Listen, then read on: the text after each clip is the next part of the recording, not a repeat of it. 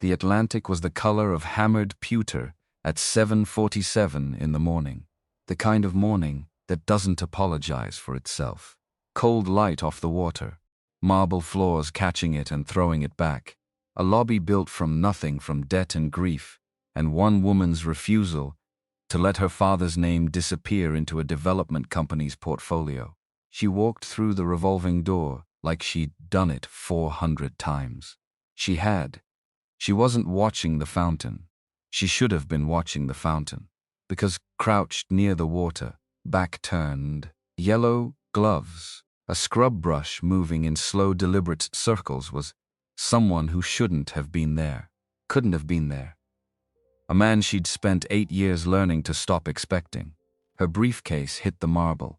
The sound cracked through the silence like something breaking open. He turned around, and 8 years every letter she never received, every door her mother quietly closed, every night she'd built an empire instead of grieving what she'd lost, collapsed into a single breath. She knew that face, she knew those hands. The marble floor of the Harman Grand lobby caught the morning light and threw it back in pieces. Shards of gold, scattered across 2,000 square feet of imported stone. And Monica Reed walked through all of it without seeing any of it. 7:47 a.m. She knew the exact time without checking her watch, because she always knew the exact time. Her internal clock had been calibrated to the minute since age 19. When she learned that grief doesn't pause for schedules, and neither does a hotel hemorrhaging $40,000 a month, she came through the revolving door carrying her briefcase in her left hand and 3 days of conference fatigue in the set of her jaw. Atlanta had been productive, necessary. A hospitality summit that ran 4 sessions past schedule and ended with 2 potential investor meetings she hadn't expected. Her flight landed at 6:12. She'd showered, changed into the cobalt blazer, and straight-leg jeans she kept pressed in her penthouse closet for exactly these mornings, and arrived here 23 minutes later. The lobby smelled like fresh flowers and the particular kind of quiet that only exists in luxury hotels before the guests wake up. Arrangements of white gardenia and eucalyptus on the concierge desk. The soft percussion of the fountain near the east wall. Morning light filtering through floor-to-ceiling windows that faced the Atlantic, turning the ocean outside into something that looked almost fictional. She'd walked this path 412 times, possibly more. She'd stopped counting around month 3 of year 2, when the hotel stopped feeling like her father's dream that she was desperately trying to keep alive and started feeling like her own. So she wasn't watching where she was walking. Not really. Her mind was already 3 steps ahead. The Charleston property manager needed a call before 9. The Nashville Quarterly was sitting in her inbox.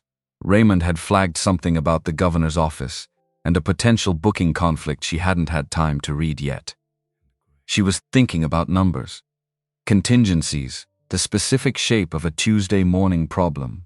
She was not thinking about the past, which is why she almost didn't see him.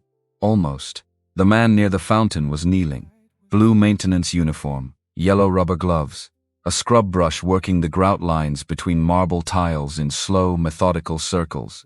His back was to her, broad shoulders, the kind of lean muscle that comes from actual work, not a gym. Dark hair in short twists, slightly longer at the back of the neck. He was humming something, low, almost under his breath, a melody she couldn't quite place. Monica's feet stopped, not slowed. Stopped completely, like a system crash. Like every instruction her brain had cued for the next 8 hours, simultaneously deleted itself and left nothing behind but that sound, that particular shape of shoulders, that specific way his arm moved, not mechanical, not hurried, but deliberate. Like someone who understood that a thing worth doing was worth doing at the right speed. Her briefcase hit the marble. The sound cracked through the lobby like a gunshot. Several heads turned. The woman at the front desk looked up. A bellman near the elevator froze mid-step. The man at the fountain stopped moving, stood up slowly, turned around. 8 years. 8 years folded themselves into nothing in the space of 2 seconds, and Monica was 19 again, sneaking down the service stairs at 11 p.m., To meet the boy her mother had already decided wasn't worth meeting. The boy who read Marcus Aurelius in the break room of the garage where he worked and talked about starting his own shop someday, and looked at broken things like they were problems with solutions, not problems to abandon. Darnell Cooper at 23 had been all forward momentum, restless, brilliant in a way that had nothing to do with credentials and everything to do with how he paid attention to the world. Darnell Cooper at 31 was something the years had made quieter. His face was leaner, lines at the corners of his eyes that hadn't been there before. His jaw carried the particular steadiness of someone who had learned, through specific kinds of loss, that most emergencies are not actually emergencies. His eyes, that unusual gray, the kind of gray that shifted towards silver in certain light, were looking at her with an expression she couldn't immediately read. Recognition, yes, unmistakably, and something else, something careful, a door being held open just enough to see that there was a room beyond it, not enough to see what was inside Miss Reed. Formal. Quiet, her last name, not her first. The sound of a man who had decided, in the half second since turning around, exactly how this interaction was going to go. Monica opened her mouth. What came out was not the measured, composed sentence she would have preferred. Darnell. A pause that lasted too long. What are you? How long have you been working here? 5 months. He peeled off the yellow gloves with the kind of unhurried precision that said, this conversation was not going to accelerate just because she was startled. Set the scrub brush down. Started in September. I'm with TechServe. They contract the facility maintenance for the property. TechServe. The vendor contract she'd approved 18 months ago when her direct maintenance staff couldn't handle the load during the Nashville expansion. She reviewed payroll. She reviewed direct hires. She did not apparently review vendor personnel lists with the same thoroughness. 5 months. He'd been 20 feet from her office for 5 months. I didn't know, she said, which was obvious and useless, and the only thing she could make her mouth produce. No reason you would. His jaw shifted slightly. Not quite tension. Something more controlled than tension. I work early shifts mostly. Back of house. The guest areas are usually done before 7. There was so much contained in those 2 sentences. A whole architecture of meaning built out of neutral words. He wasn't being rude. He was being precise, telling her exactly the shape of the gap between their worlds without naming the gap at all. Monica was trying to locate a follow-up sentence that wasn't desperate or inappropriate or both when the sound of small sneakers on marble announced a new variable. Daddy, Daddy, look, look, look. A girl came around the corner of the fountain at full speed. 8 years old, maybe. Purple jacket half-zipped, 2-strand twists bouncing. A gap-toothed grin so enormous it reorganized her whole face. She was holding something cupped in both hands with the focused reverence of someone transporting treasure. And she had Darnell's eyes. Exact same gray. The kind of eyes that were going to make her devastating in about 10 years, and were currently being used to locate her father at maximum velocity. Darnell's entire face changed.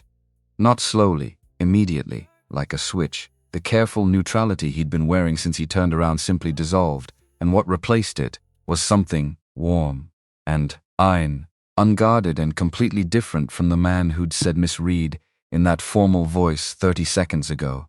He crouched down to her level before she'd even reached him. Hey, Zoe B. I thought you were coloring in the break room with Miss Patricia. I was, but then I found this. She thrust both hands toward him. By the supply closet near the pool. Can we keep it? Please say yes. Please say yes. He looked at what she was holding. A dried starfish. Small. Perfect. Pale orange with all 5 arms intact. He turned it over with the same attention he'd been giving the grout lines a minute ago. That's a serious find. His voice with her was completely different. Softer. Still unhurried, but warmer in a way that made Monica think of something she couldn't immediately name. But starfish belong to the ocean. Even dried ones. What if we put it in one of the shell displays near the fountain? That way everybody who comes through the lobby gets to see it. Zoe considered this with the gravity of a municipal planner reviewing a zoning proposal. Then, okay. But I get to pick which display. Deal, he stood, And when his eyes found Monica again, the warmth was still there, underneath the careful surface.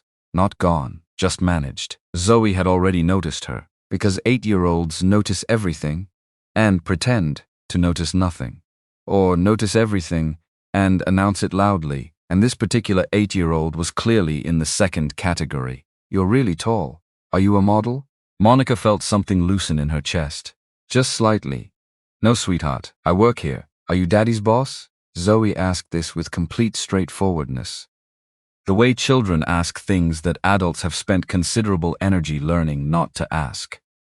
Because Daddy says his boss is super smart, and she built this whole hotel almost by herself after it was almost dead. He says that's really rare. He says most people give up when things get too broken. Monica looked at Darnell. He was looking at the middle distance with the expression of a man who had not anticipated this specific line of questioning from this specific direction. She looked back at Zoe. I suppose that's me. Cool. Zoe beamed with the uncomplicated delight of someone whose standards for cool were refreshingly broad. Then, with no transition whatsoever, I can name all the parts of a carburetor. Daddy's teaching me. Because when you understand how something works, you can fix it when it breaks. That's what Daddy says. Zoe. Darnell's hand settled on her shoulder. Light, steady. Miss Reed has things to do this morning. It's fine. Monica crouched down. Eye level. She didn't know exactly why she did it. Instinct, maybe. Or something older than instinct. A carburetor. That's advanced. Walk me through it. Zoe did not need to be asked twice. She launched into a description involving air-fuel mixtures and float chambers, and something called a Venturi effect. With the confidence of someone who had been paying very close attention to very specific lessons, she used her hands. She made engine sounds. At one point, she spread her arms wide to demonstrate airflow in a way that nearly knocked over a decorative planter. Daddy has the coolest motorcycle, she finished. It's blue, like the ocean but darker. Sometimes he lets me sit on it and pretend I'm going somewhere far away. She paused, reconsidered. Not actually going. Just pretend. Because I'm 8 and you have to be taller to actually go. Monica stood up slowly. Your dad always did love motorcycles. She said it carefully, aimed at the neutral center of the sentence, but her eyes moved to Darnell as she said it. He was watching her. You still ride? The question came out before she'd fully decided to ask it. When I get the chance. A pause. I've been restoring one. Harley. 74 Sportster. Something shifted in Monica's chest. Not dramatically, like a small weight moving from one side to the other. A 74 Sportster. Her father had owned a 74 Sportster. Deep ocean blue. He'd loved that bike with a specificity that bordered on unreasonable, kept it in the hotel's back parking structure, had it serviced twice a year, named it something embarrassing he never told anyone. After he died, her mother had sold everything. Monica had been at Spelman, drowning in grief and first-semester coursework, when Lorraine Mitchell made the decision to liquidate. She'd come home for Christmas, and the bike was gone. Along with the vintage cameras and the signed Coltrane album and 17 other things that had been her father and were now just gone. Where'd you get it? The question came out sharper than she intended. Darnell's eyes steadied on her. Estate sale, 6 years ago. It was in rough shape. Took me about 3 years of weekends to get it running right. Estate sale. 6 years ago. Monica's father's estate sale had been 6 years ago. She kept her face still. Years of board meetings and investor negotiations and conversations where she could not afford to let her face do what it wanted to do had given her a specific kind of stillness. She used it now. Interesting, she said, which was not a lie, was in fact a significant understatement. Zoe had finished placing the starfish in the shell display near the fountain she'd chosen, a spot at eye level, explaining to no one in particular that it should be where kids can see it, not just tall people, and came back to take her father's hand. Daddy, I'm hungry, I know. He glanced at his watch. Sakoboket took look. He stopped, switched back to English without breaking stride. My shift ends at 8:30. Then we go home and I make you breakfast. Pancakes. What kind of question is that? With blueberries? Do we have blueberries? Zoe appeared to do a rapid mental inventory of their refrigerator. I think so. There's some left, then yes. with blueberries. Monica watched them. This small negotiation about pancakes and blueberries. The ease of it. The way Darnell knew the contents of his refrigerator, because he was the one who stocked it, who planned for it, who organized a life around making sure an 8-year-old had blueberries available on Tuesday morning. The contrast between who she remembered and who was standing in front of her was so complete and so quiet that it made something ache in a place she didn't have a precise name for. This was not the boy who'd talked about riding his motorcycle to New Orleans and staying for a month just to see what happened. This was a man who knew where the blueberries were. Raymond Harris appeared at her elbow with his tablet. And the expression he wore when something needed her attention, immediately, and he was trying to determine the right second to say so. Miss Reed, I'm sorry to interrupt. The governor's chief of staff called again about the summit booking. They need a decision on the full buyout by end of business today. Give me 10 minutes, Monica said. Without moving, without looking away from Darnell. Raymond hesitated, retreated. The moment stretched. Darnell stepped back, one step. The universal body language of someone ending a conversation without saying so. We're going to head out of your way, he said. Come on, Zoe B. And there it was. The same thing that had happened 8 years ago, in an entirely different context, for entirely different reasons. He was going to walk away, and she was going to stand here and watch him do it, and the morning was going to continue, and the governor's office was going to need an answer, and nothing was going to be said that needed to be said. Not this time, Darnell. The word came out before she could revise it. He stopped, didn't turn around immediately, which was worse somehow than if he had. We should talk properly, not here but soon. He turned then, and the look on his face was not angry, not dismissive. It was something more complicated than either of those, and she'd spent 8 years thinking she understood the shape of what had happened between them, and standing here, right now she was understanding rapidly that she had not understood nearly as much as she thought. Miss Reed, each word placed carefully. I don't think that's a good idea. I think we owe each other a conversation.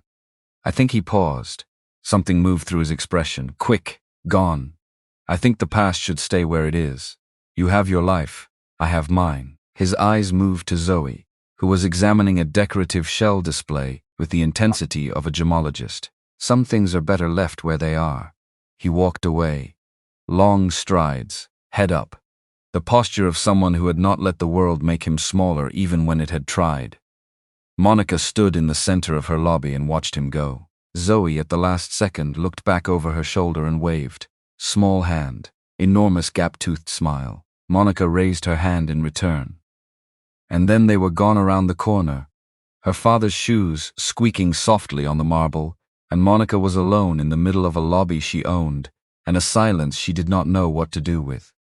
Some things are better left where they are. Maybe he was right. She had a summit to negotiate and a Charleston property manager to call and a quarterly report. That wasn't going to read itself. She had built something real here, something that worked, something her father would have. She stopped that thought before it finished. Because her father was not available for consultation, and she'd learned a long time ago that grief was not useful during business hours. She picked up her briefcase, but Zoe had waved, and Darnell's hand had tightened on his daughter's shoulder in the half-second before they turned the corner. Protective? Instinctive. The gesture of someone keeping something safe.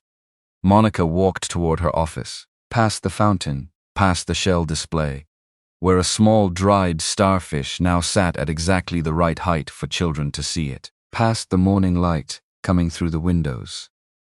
Past 8 years of assuming she knew what had happened and why.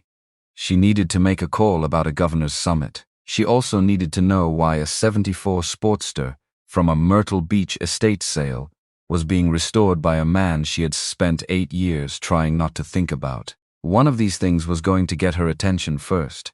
She knew which one it was going to be. She just needed about 4 hours of conference calls to admit it. The day did what difficult days always do. It kept moving. Monica handled the governor's office call from her desk while standing up. which was how she handled the calls she needed to finish quickly. Full buyout, 3 days, the summit itself, and the press access, and the security coordination and the displacement of 11 confirmed reservations. She said yes. She said yes, because it was the right business decision, and because keeping her mind occupied with logistics was preferable to the alternative. She sat through a video call with the Charleston team about a waterfront property acquisition that was stalling on the inspection report. She approved 2 vendor contracts. She reviewed a staffing proposal Raymond had prepared for the holiday season.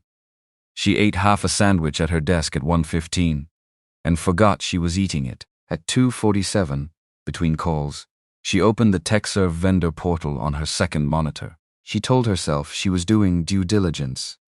Reviewing contractor personnel was well within her responsibilities as site manager. She reviewed direct payroll.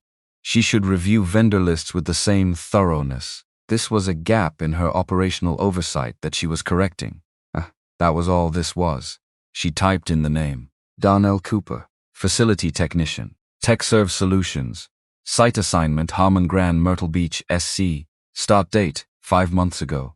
Previous sites, 2 commercial properties in Wilmington, 1 mixed-use building in Columbia. Certifications EPA, 608 Universal Refrigerant Handling. South Carolina Journeyman Plumbing License, Low Voltage Electrical, OSHA 30 General Industry. And at the bottom, in a notes field added by his site supervisor, recommend for lead technician evaluation. Consistently identify systemic issues rather than addressing surface symptoms. Works ahead of maintenance schedule. Monica read that last line twice. Works ahead of maintenance schedule. Of course he did. She scrolled further. Employment history before TechServe, Coastal Auto Repair, 2020 to 2024. Precision Mechanical, 2018 to 2020. Before 2018, a gap, 2 years with no entry. Emergency contact Zoe Cooper, daughter, 8 years old. Address, 1847, Oleander Drive, Apartment 2C, Myrtle Beach, South Carolina. She closed the portal, opened it again, closed it, looked at the address. Oleander Drive was in the North End. She knew the neighborhood old fishing district, 2 miles from the hotel, where the apartment buildings were from the 70s, and the rents were still manageable, and the streets smelled like salt water, and the cypress trees grew right up to the sidewalk. She'd driven through it 100 times on her way to the marina. She looked at the address for 43 seconds. She knew it was 43 seconds because she counted. Then she picked up her keys. Oleander Drive at 4:15 in the afternoon had the particular quality of a neighborhood that was not performing anything for anyone. Children's bikes locked to stair railings. Window boxes with fall flowers, marigold, and late-blooming zinnia. An older man sitting on a second-floor balcony reading something thick. A woman walking a dog so large it was practically towing her. 1847 was 3 stories. Pale yellow paint, shutters in a blue that was almost the color of the Atlantic on a clear day. Not the dramatic deep ocean blue of the motorcycle she'd been thinking about since the lobby. Softer. A blue that had been there long enough to belong. The stairs to the second floor were concrete with a metal railing that someone had kept painted. She went up. Apartment 2C. A small mat in front of the door that said, "Welcome" in letters that had been walked on enough to mean it. She knocked before she could talk herself into not knocking. Footsteps. The kind of footstep pattern that meant someone who was not surprised by visitors, but was not expecting them either. A pause at the door. The particular silence of someone deciding. The door opened. Not all the way. A few inches, the security chain still on. Darnell looked at her through the gap. His expression did not change, but something behind his eyes shifted. Rapid calculations. Reassessments. The specific look of a person who had prepared for several possible continuations of their day and was now confronting the one they hadn't planned for. "I got the address from the vendor portal," Monica said. Before he could ask, before the silence could harden into something that made this harder. "I know that's not. I know it's a line. I know it probably shouldn't be my first move." But you weren't going to talk to me at the hotel, and I need to. She stopped. I need to understand what happened. The chain came off. He opened the door. The apartment was small in the specific way that means every inch has been decided. Not cramped, considered. A couch that had been chosen for durability and was still holding up. A coffee table with a textbook on hydraulics and a coloring book that had been carefully closed and set aside rather than left splayed open. A kitchen visible through the doorway where things were clean and in their places. The walls were mostly bare, except for the drawings. They were taped up carefully, not randomly arranged. A series of them, crayon and marker, along one wall of the living room. Ocean scenes, a motorcycle in careful blue, something that was either a dog or a very enthusiastic horse, and one, near the hallway, of two figures on a motorcycle with hearts around them, and the words Daddy and Zoe.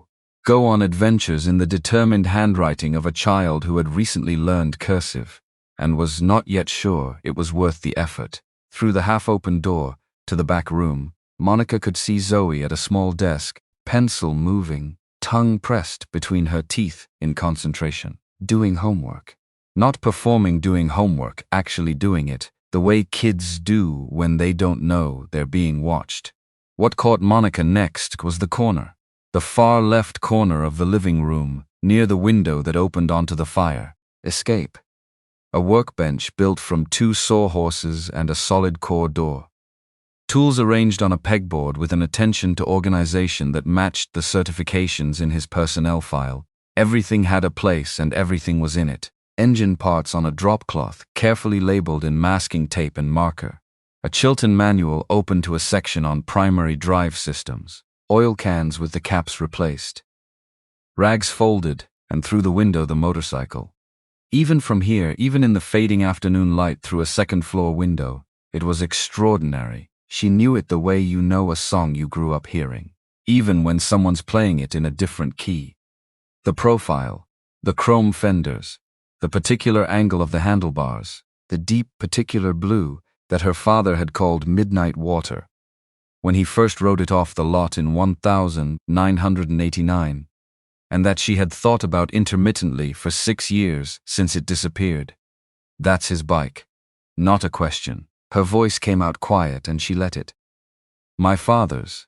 The 1974 Harley-Davidson Sportster. Darnell had moved to stand near the kitchen doorway, arms loose at his sides, looking at her. I know, he said. I didn't when I bought it. I found out about 14 months in. There's an engraving inside the tank, H.R. Harold Reed. I didn't know until I'd already stripped and rebuilt the carburetor, replaced the primary chain, refinished the fenders. He paused. I'd put maybe 800 hours into it by the time I knew. Monica looked at the motorcycle through the window for a long moment. The chrome caught what was left of the afternoon light and turned it into something that looked like intention. You kept it. It was already mine by then, legally. Ethically. I bought it in good faith. A beat. And I didn't know where you were. Last I knew, you were in Atlanta finishing school. Then there were articles, the hotel, the expansion, Forbes. He stopped himself. Reset. It wasn't a calculation. I just kept working on it because it needed to be finished. Because it needed to be finished. Of course that was the reason. Of course that was who he was. Monica turned from the window. Faced him directly. You said 5 months ago I wouldn't have been hard to find. Something moved across his face. Careful, deliberate, no. So you knew I was here. When you took the job, I'd seen the articles. I knew you'd come back and taken over the property. I didn't know if you were on site regularly. I thought it was a good contract. The money was better than the Wilmington jobs, and I needed the stability for Zoe's school year. He paused. I told myself if I saw you, I'd figure it out then. And when you saw me, I figured out I had nothing useful to say. Monica sat down. Not because she was invited to, because her legs had made a unilateral decision about what was happening next. She sat on the edge of the couch, set her briefcase on the floor, and looked at the man who had spent 18 months rebuilding her father's motorcycle without knowing whose it was. And 4 hours in her lobby deciding he had nothing useful to say to her. You said the past should stay where it is, she said. I need to know what that means. Because from where I'm standing, the past is not staying anywhere. It followed me through my revolving door this morning, and it's been following me all day, and I can't just go back to reviewing vendor lists and pretending this didn't happen. Darnell was quiet, looking at her the way he used to look at a problem he was deciding how to approach. Not what the fastest solution was, what the correct one was. Monica. Her first name this time. It landed differently than Miss Reed had. More weight. Different kind of weight. What is it you think happened? When we was 23 and 19, and you think I just left. You disappeared. The words had been in her chest for 8 years. They came out steadier than she expected. You were there and then you weren't. No call, no letter. My mother said you'd stopped reaching out, that you'd moved on, and I waited. I waited 3 months before I stopped waiting, and you were just gone.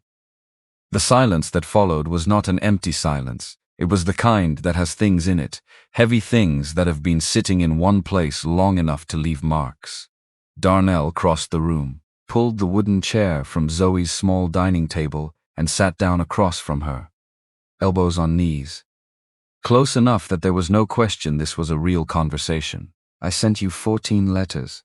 His voice was level, completely level, the kind of level that takes significant effort to maintain. 14. To this address and to the hotel's business address, because I didn't have your cell after your mother changed your number. I called 6 times before the calls started going straight to a number that wasn't in service. I asked Terrence to reach you. We both know him from the summer you worked the front desk, and he came back and told me you'd said you didn't want contact. The air in the room changed. Monica heard the words. She heard them completely, and the thing that happened inside her chest in the 3 seconds after she heard them was not sadness exactly, and not anger exactly. It was the specific vertigo of watching a structure you've built your understanding on for 8 years suddenly reveal that its foundation was never where you thought it was. Terrence told you that. He told me that. And your mother's security. He paused, controlled something. I came to the hotel once to see you in person. The man your mother had on the door that morning told me you knew I'd been trying to reach you and you'd asked not to be disturbed. He used that word. Disturbed. Monica's hands were still in her lap. She was keeping them still deliberately. I wrote you 14 letters. His voice had not changed. Still level. Still careful. The 14th one I kept it. I don't know why. I didn't send it. By then I'd been told, through 3 separate channels, that you knew. I'd been trying and had chosen not to respond. I believed it, because why wouldn't I? Why would I assume the alternative? Darnell. Her voice came out small, not the voice she used in board meetings, not the voice she'd built over 8 years, to signal competence and authority and the absolute certainty that she knew what she was doing. Just her actual voice. I never got the letters. My mother, she told me you'd stopped. She said you'd decided this was too complicated and moved on. She made it sound like a relief, like she was delivering news that would hurt me less if it came that way. The silence lasted longer this time. She intercepted them. That's the only explanation. Monica paused. She changed my number a week after you, and I stopped after I thought we stopped. She said it was for a new plan. She said it in the same conversation where she told me you'd moved on.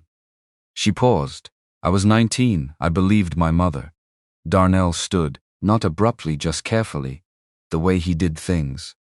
Walked to the window that looked out at the fire escape. Stood with his back to her for a moment, looking at the motorcycle.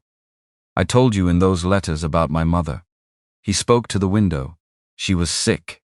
She'd been sick since that spring. I was working double shifts at the garage and picking up evening shifts at a parts supply warehouse to cover what insurance didn't. I was scared. I was 23 and scared. And the one thing that made it feel manageable was the idea that when it was over, when things stabilized, I was going to come find you and we were going to figure something out. He paused. I told you all of that in those letters. I told you I wasn't going anywhere. I told you I just needed time. Monica's eyes burned. She didn't let them close. I would have waited. I would have driven to wherever you were. I know that. He turned back to face her. Now I know that. Then, after enough silence, after Terrence and after the hotel, and after 14 letters that went nowhere. Then I didn't know what to believe except the most obvious thing. Daddy. The small voice came from the hallway. Zoe stood there. Homework forgotten. Stuffed rabbit held against her chest, looking between the two adults in her living room, with the kind of clear-eyed assessment that children deploy when they've determined that something important is happening, and they are not yet sure if they should be worried about it. "Why is the lady's face doing that?" Zoe asked. Her own expression was concerned but not frightened. The question of someone who trusted that adults could be asked about the things they were feeling. Darnell crossed to her immediately, crouched down. His voice with her shifted back to that warmth so completely and so quickly that it would have been jarring if Monica hadn't been watching him do it all day. "Miss Monica and I are having an important grown-up talk, Zoe B. About something from a long time ago." Zoe considered this. "Is she sad?" "Maybe a little." "About what?" "About missing something. A long time." He touched the end of one of her twists gently. "Some grown-up things are complicated to explain." Zoe looked at Monica over her father's shoulder, solemnly. "Then my teacher says missing something for a long time makes the finding it feel really big.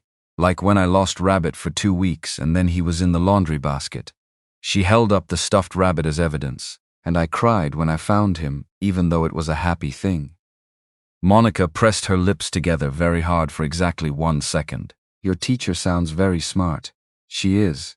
She also says people should eat something when they feel sad because your body needs fuel for feelings." Zoe looked at her father. "I told Miss Monica yesterday."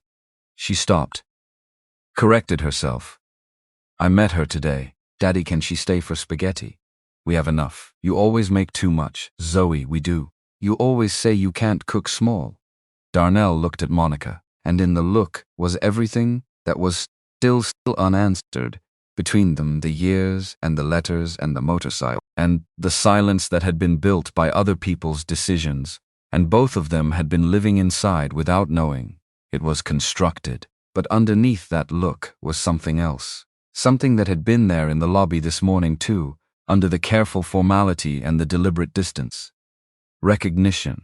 Not just of a face or a name, something older than that. "Stay," he said. His voice had come down from the careful level it had been holding all conversation. Lower now. Something closer to real. "We're not done, and Zoe is correct that I can't cook small." Monica looked at the little girl with her rabbit and her dead serious expression about spaghetti portions and grief theory she'd learned from her 3rd-grade teacher. She stayed. Dinner was not quiet. Zoe carried the conversation with the tireless energy of someone who had been waiting all day for an audience that would appreciate her complete thoughts on the relative intelligence of various ocean animals, the structural inadequacy of her school's art supply budget, and the correct way to evaluate whether a pancake was done based on bubble formation patterns. Darnell made spaghetti. She could tell from the way he moved in the kitchen, efficiently, without drama, the specific competence of someone who has cooked this exact meal enough times to do it without thinking. He grated something into the sauce that he put away before she could see what it was. The thing about not being able to cook small was apparently true. The pot was enormous. Monica ate more than she intended to. It was very good spaghetti. She watched him cut Zoe's noodles shorter without being asked. Watched him listen to a complete 4-minute account of a disagreement about kickball rules, with the focused attention of someone processing information they considered genuinely important. Watched him say, when Zoe announced that kickball was actually kind of boring anyway, the same thing he'd said in the lobby about the starfish, that things worth doing were worth doing correctly, even if they seemed small. Zoe had apparently heard this enough times to respond, "That's what you always say. Is it not still true?" Zoe appeared to consider this fairly. Probably, after dinner, after Zoe had been sent to finish homework, with the promise of 20 minutes of reading before bed. The kitchen was quiet except for the sound of water running in the sink. Monica dried dishes without being asked. The rhythm of it, him washing, her drying, the small ceramic sounds of ordinary objects being put back where they belonged, had a quality she didn't want to examine too closely. Angela Young, she said quietly. The name had been in the employee file under Zoe's emergency contact section, listed as maternal next of kin, deceased. She'd put it together across the day. Zoe's mother. His hands slowed in the water, didn't stop. We worked at the same parts warehouse for a while. After my mother died, she was kind. We were both, he paused. Chose the word carefully, untethered, for different reasons. It wasn't a grand thing. We cared about each other. We made a decision together when Zoe came, and she loved Zoe with everything she had. He handed Monica a bowl without looking at her. She got sick when Zoe was 3 months old, breast cancer. Stage 3, caught late. She made me promise that whatever happened, Zoe would grow up knowing she was loved and wanted. Monica set the bowl in the cabinet. I'm sorry, she was a good person. Zoe doesn't remember her, which is he stopped. It's its own kind of hard. Explaining someone's whole life to someone who never got to know them. How do you do it? A pause. He handed her the last pot. I tell her the true things, that her mother was brave and kind, that she loved her completely. That some people don't get enough time, but that doesn't make what they were any less real. He drained the sink, and on clear nights we go out and we find the brightest star, and Zoe says hello. Monica put the pot in its place, stood with her hand on the cabinet door for a moment.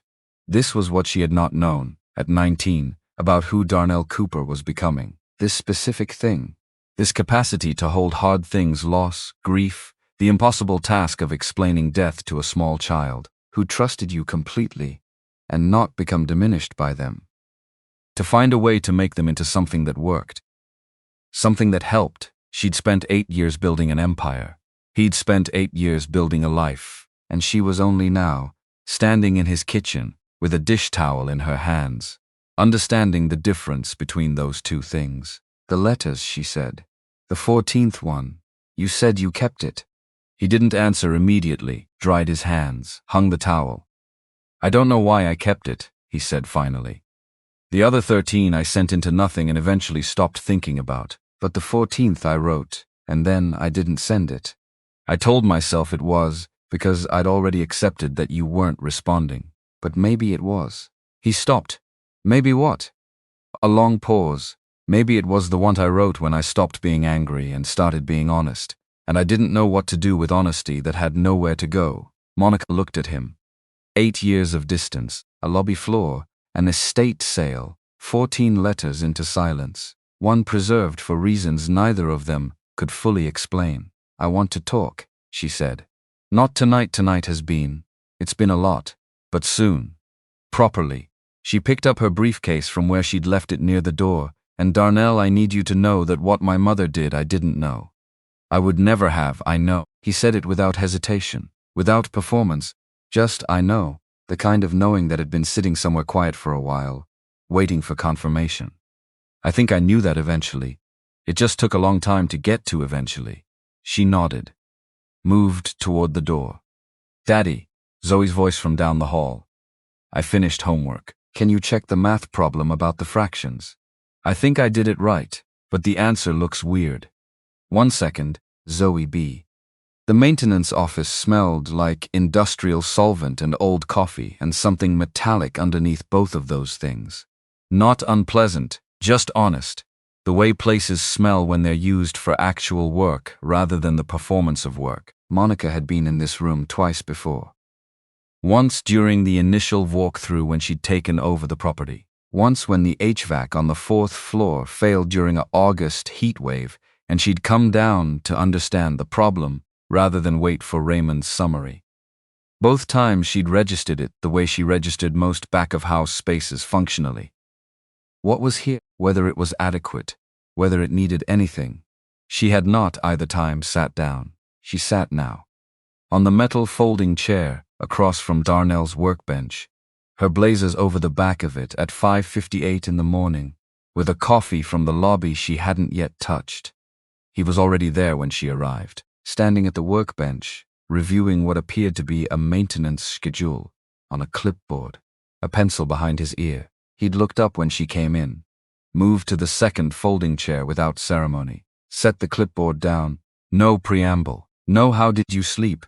No pleasantries designed to ease the entry into what they both knew this was, which suited her exactly. "The gap in your file," Monica said. 2016 to 2018. TechServe doesn't require explanation for gaps, but I want to know. Not because I'm auditing you, because I'm asking. He looked at her steadily. "My mother. Breast cancer, diagnosed spring of 2016. By the time they caught it, the staging was already." He stopped. Reset. "I worked 3 jobs that year. The garage during the day, a parts warehouse 4 evenings a week, and weekend shifts at a commercial laundry facility in North Charleston that paid cash. The insurance she had through her part-time job covered about 60 cents on every dollar the treatment cost." He paused. "She died in February 2018. The coffee cup was warm against Monica's palm. She kept both hands around it. That's what those letters were about." Not a question. She was placing things, arranging the pieces she'd been handed last night into the shape they were supposed to make. "You were telling me what was happening." "I was telling you everything." A pause that had some weight in it. "I thought if you understood what the situation was, that I wasn't disappearing, I wasn't choosing something over you, you'd know it was temporary, that I was working towards something." He picked up the pencil from his ear and turned it between his fingers. Not nervous, just something to do with his hands. "I thought 14 letters was enough attempts. Apparently, it was also not enough. Because 14 letters into silence is a specific kind of endurance. The kind that costs something permanent." Monica set the coffee down on the workbench. "I need to say something, and I need you to let me finish before you respond." He nodded. "I know an apology isn't the word for what I owe you. An apology is for things you did. I didn't do this, but I was the place it happened to both of us. And I have been walking around for 8 years believing a version of events that required me to think you made a choice, that you looked at what we were and decided it wasn't worth the effort." She stopped. "I structured a significant amount of my life around that belief. I used it like fuel. Every expansion, every board that doubted me, every investor who needed convincing, I was also proving something to a version of you I'd invented, who'd decided I wasn't worth fighting for." Darnell was very still, looking at her with the expression he'd worn when she walked in, not the careful blankness from the lobby, something less defended than that. "And the real version?" he said, his voice quieter. "The real version wrote me 14 letters while working 3 jobs while his mother was dying." Monica kept her eyes on his. "The real version is considerably more than I'd given him credit for. And I don't have the word for what I am about that." A beat. "Furious is a good word," Darnell said. "At the situation. Not at you, I'm furious at my mother, yeah." He exhaled slowly. "So am I a little still," which was honest, and honesty at 5:58 in the morning, before the hotel woke up. Before the day had built its layers of managed presentation honesty, that early was its own kind of intimacy. Accidental. Unavoidable. Then Raymond Harris knocked on the maintenance office door and everything changed. The knock was 3 sharp raps. Raymond's knock. Monica could identify it across the hotel. He opened the door before she answered, which meant it was urgent, which meant it was already too late to brace for it. "Miss Reed." His expression was doing that thing it did when the problem was serious enough that explaining it was almost worse than just delivering the conclusion. "Deborah White is in the kitchen." Monica stood. "Who is Deborah White?" "Myrtle Beach County Health Inspector. She's been here since 6:15, unannounced." Raymond glanced at Darnell with an apologetic compression of his lips. "She's already writing." The 3 of them were moving before Raymond finished the sentence. The commercial kitchen that served the Harman Grand's 2 restaurants and the event catering operation was, on a normal morning, its own contained universe. Stainless steel surfaces. Overhead ventilation loud enough to require raised voices. The organized chaos of prep work beginning before sunrise, so that breakfast service could at 7, without interruption. Monica had always found it calming, the same way she found the hotel's accounting systems. Calming, the proof that complex things could be made to run correctly if you understood them.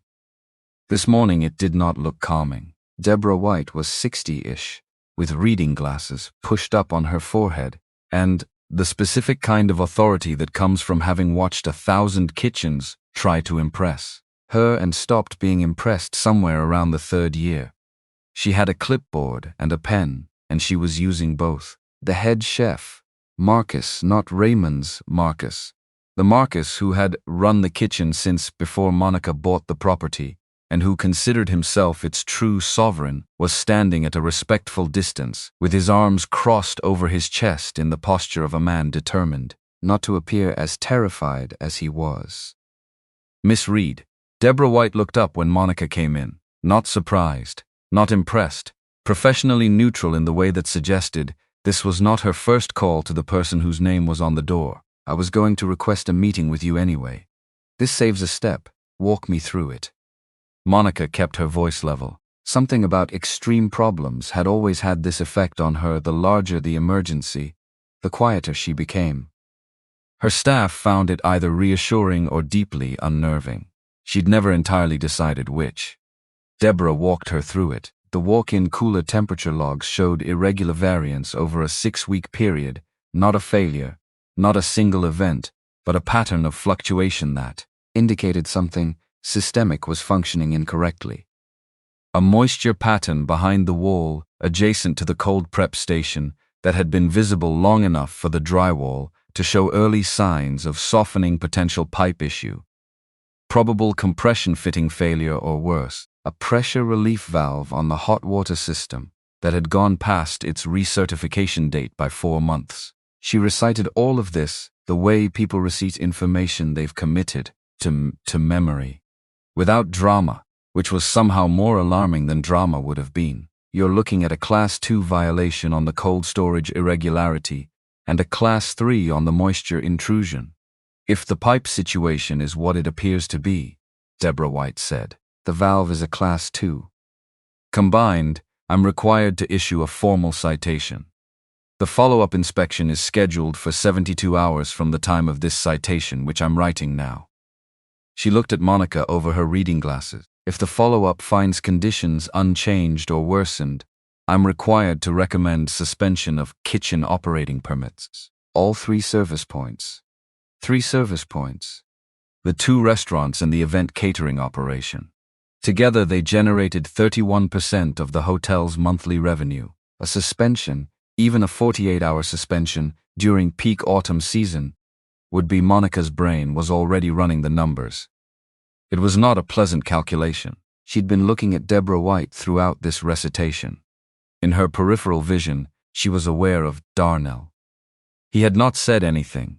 He had moved quietly to the wall adjacent to the cold prep station and was examining the drywall. Then to the walk-in cooler, where he stood with the door open for about 20 seconds, looking at things that were not immediately obvious to Monica as things worth looking at. How quickly can your contractors mobilize? Deborah White asked Monica. Before Monica could answer, Darnell spoke from inside the walk-in cooler. Not loudly, just clearly. The temperature variance isn't the compressor. Deborah White turned. The expression on her face was the precise expression of a person who has been doing their job long enough to have heard "I can" explain this many times and has learned to evaluate the quality of the explanation rather than the confidence with which it's delivered. And you are? Darnell Cooper. TechServe, Facility Maintenance, EPA 608 Universal, SC Journeyman Plumber, OSHA 30. He came out of the walk-in and pointed at the upper right corner of the cooler door frame. The compressor's running correctly. There's an air gap in the gasket seal at that corner. You can feel the temperature differential if you hold your hand there long enough. The compressor cycles. The seal leaks. The internal temp rises slightly. The compressor cycles again, harder to compensate. 6 weeks of that pattern in the log is consistent with a failing gasket, not a failed compressor. He moved to the wall. The moisture intrusion I'd need to open the wall to confirm, but the distribution pattern of that damp patch suggests a compression fitting rather than a main line. Main line failure would have a different footprint. This is localized. He turned to look at Deborah White directly. The fitting I can replace once I've opened the wall and confirmed. Gasket seal replacement is straightforward. I have the materials in the supply room. Pressure relief valve, I ordered a replacement for that valve last month, and it came in last week. It's been sitting in my stockroom because I was waiting for the weekend to schedule the swap. A short silence. You have the valve already. Deborah White's voice was exactly as neutral as it had been. I was ahead of the certification date by 2 weeks. Clearly not enough. He didn't sound defensive. Just factual. I can have the gasket replaced in 2 hours. Wall opened and fitting confirmed or replaced by early afternoon. Valve swapped in 20 minutes. Deborah White looked at Darnell with the particular scrutiny of someone deciding whether the confidence is earned or performed. I need your certification documentation on file before any work begins on the pipe. I can email the certification copies to your office before I pick up the first tool. Another short silence. She wrote something on her clipboard. 72 hours, Mr. Cooper. I'll return at the scheduled follow-up time. If the work is complete and documentation is filed, we can discuss resolving the citation. She looked at Monica. If it's not complete, Miss Reed, I have no discretion in the matter. Deborah White left. The kitchen let out a collective breath that it had apparently been holding since she arrived. Monica looked at Darnell. He was already looking at her, not with the expression of someone waiting to be congratulated, with the expression of someone who had done an assessment and arrived at the next required action and was waiting for the conversation to catch up so he could begin. I need someone to hold the flashlight and hand me tools, he said, and someone to run the permit paperwork for the wall opening. In South Carolina, you technically need an owner's authorization form filed with the county before opening a structural wall, even for a repair. Raymond handles permits. Monica was already pulling out her phone. Who runs the authorization form? County Building Services. They have an expedited queue for commercial emergency repairs. Same-day approval if you file before 9 a.m. She looked at her watch. 6:43. Raymond. She called across the kitchen without raising her voice. She didn't need to raise it. The acoustics of urgency carried the word. Raymond appeared. She gave him instructions in 4 sentences. He disappeared. She looked back at Darnell, took off her blazer, folded it over the stainless steel prep counter, rolled up her sleeves. I'll hold the flashlight, she said. Something passed through his face. Brief. Not quite surprise. Something closer to recognition, the same expression he'd worn last night when she'd said I know, and the correct way to read it was apparently I remember who you are. He didn't comment on it, just turned and walked toward the supply room to get the tools. She followed. The wall came off in sections because Darnell knew which sections to take and in what order, which meant the kitchen wasn't compromised, structurally, and the area around the repair stayed contained. Monica held the flashlight where he pointed, passed tools when he named them, didn't ask questions during the active work because she understood, without being told, that this was not the time. What she did was watch. Not in the way she watched presentations or financial models, looking for the error in the logic. In the way you watch someone who is exceptionally good at something they don't perform for an audience. The way his hands moved, unhurried but not slow, the pace of someone who had internalized the process completely enough that rushing it would actually cost time. How he identified the problem before he'd fully opened the wall, saying a compression fitting 3/8, and then when the fitting was visible, there it is, hairline crack, looks like water hammer vibration over time, and this had a matter-of-fact quality, like finding an answer you'd already guessed but needed to confirm. You described this like a contract that was drafted incorrectly. Monica said during the 20 minutes he was letting the pipe dry before the replacement fitting went in. Last night, the way pressure builds on a structural flaw. He looked at her over his shoulder. Did I? Almost exactly. A pause. He turned back to the pipe. I've been doing this long enough that I explain things in whatever terms make the mechanism clear. If you understand how it fails, you understand what it needs. He paused. Same principle. Whether it's a compression fitting or an agreement between people. Which was a quiet sentence that did more work than a quiet sentence usually got to do. The fitting took 45 minutes. The gasket seal took less 2 hours, as he said, because he'd correctly diagnosed the problem from the outside and had the right materials staged. The pressure relief valve took 17 minutes. By 2:30 in the afternoon, everything on Deborah White's citation was resolved. Raymond had filed the permit paperwork. Darnell's certification documents had been emailed to the county health office at 7:42. The repair log was documented with photographs at each stage. Monica leaned against the prep counter with a cup of coffee, her second, and looked at the restored wall and the walk-in cooler and the kitchen that was now running its dinner prep with the ordinary controlled noise of a functional operation. Marcus, the chef, walked over and stood beside her. He looked at the wall, looked at Darnell, who was across the kitchen returning tools to the case he'd brought up from the supply room, looked at Monica. He found that moisture problem 2 weeks ago, Marcus said.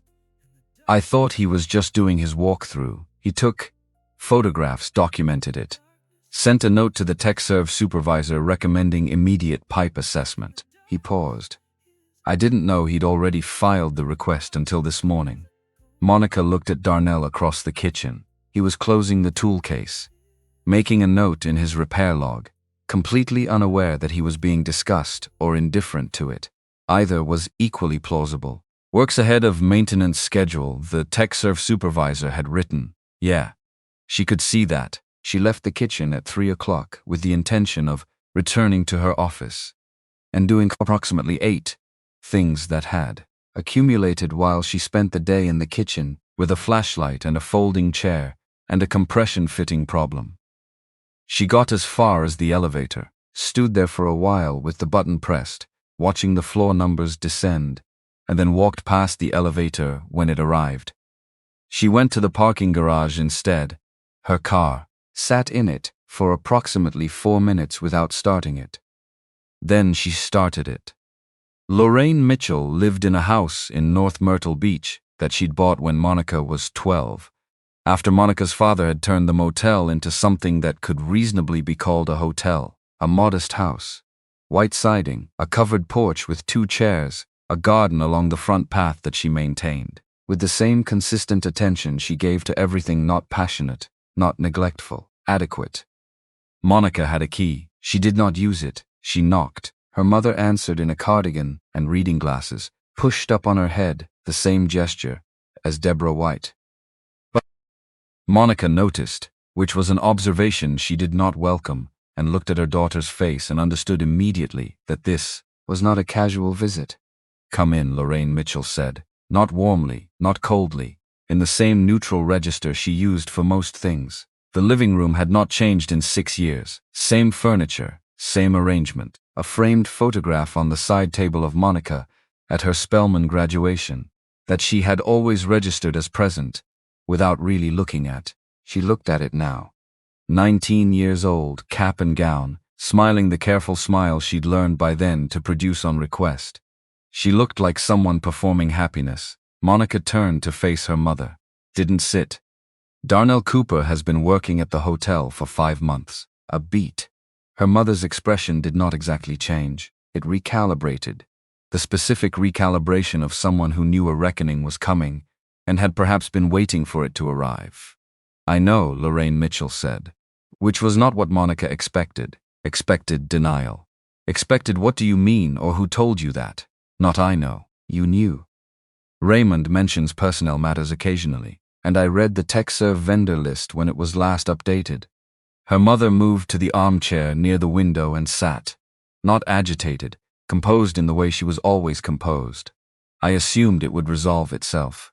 You assumed it would resolve itself. Monica heard the flatness in her own voice.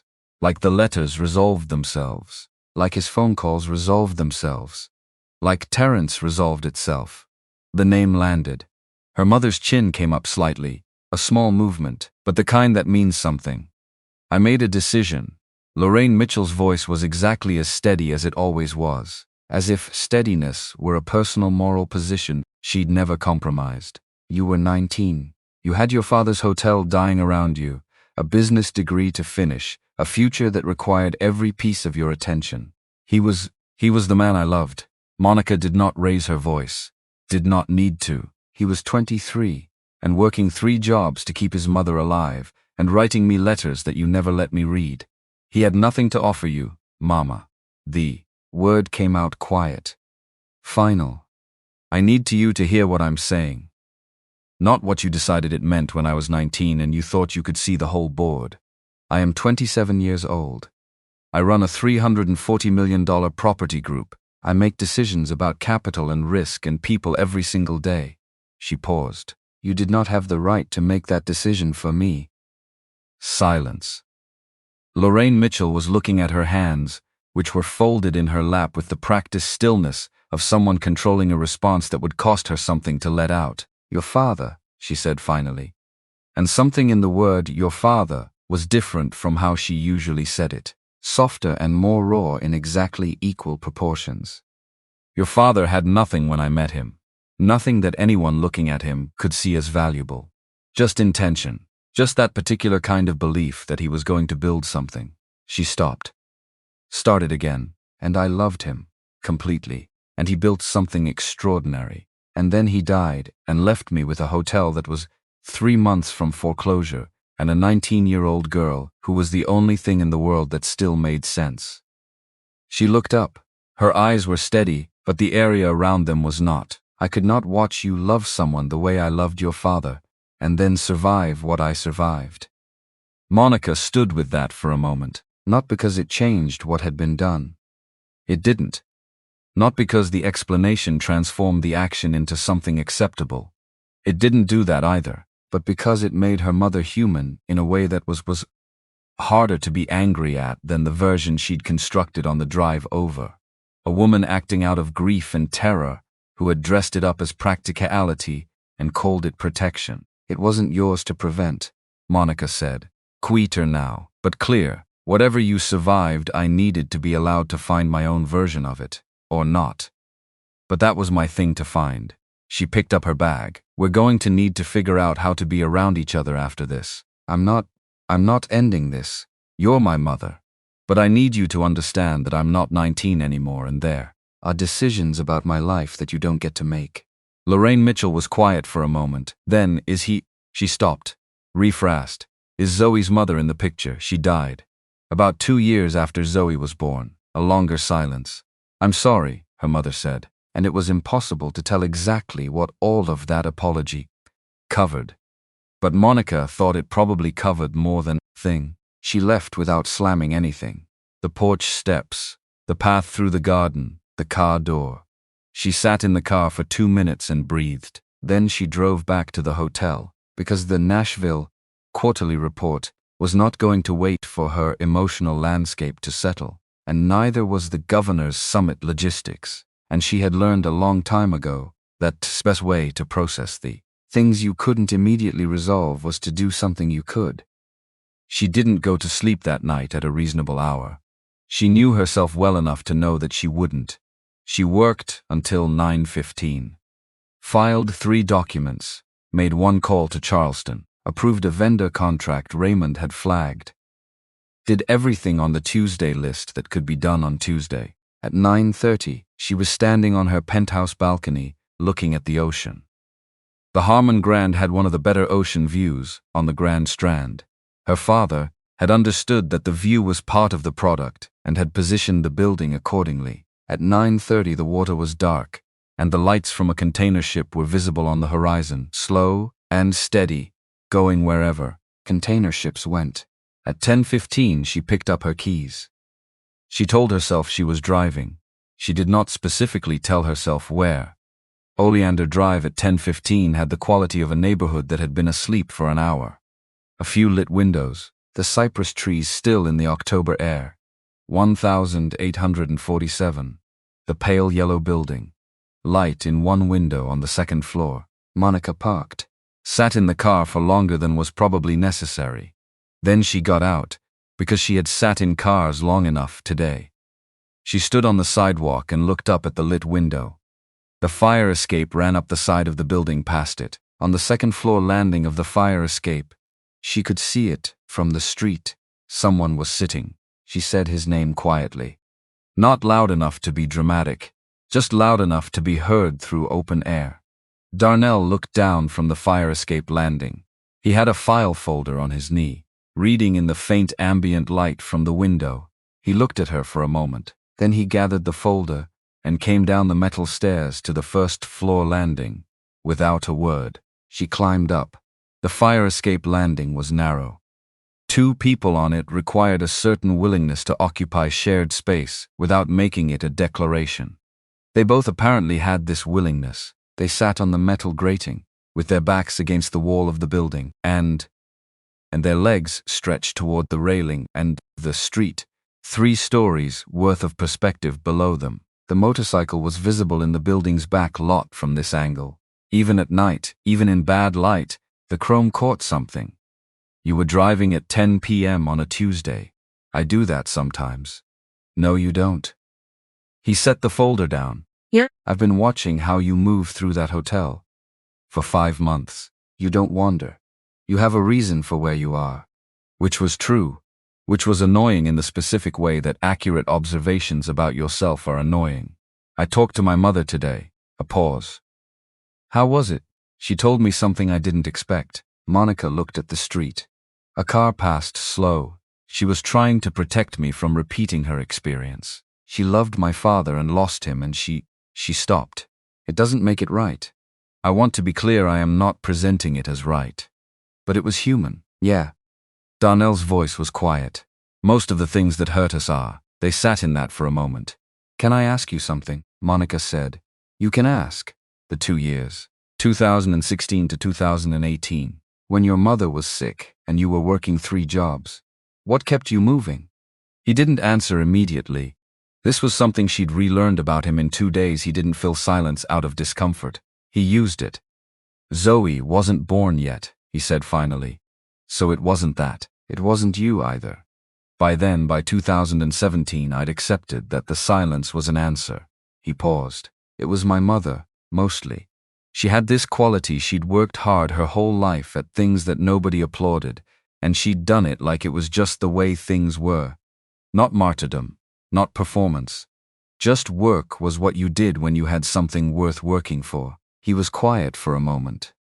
When she was sick and I was running myself into the ground to cover the bills, she used to say, "Baby, don't mistake tired for done. Those are not the same thing." And I held on to that.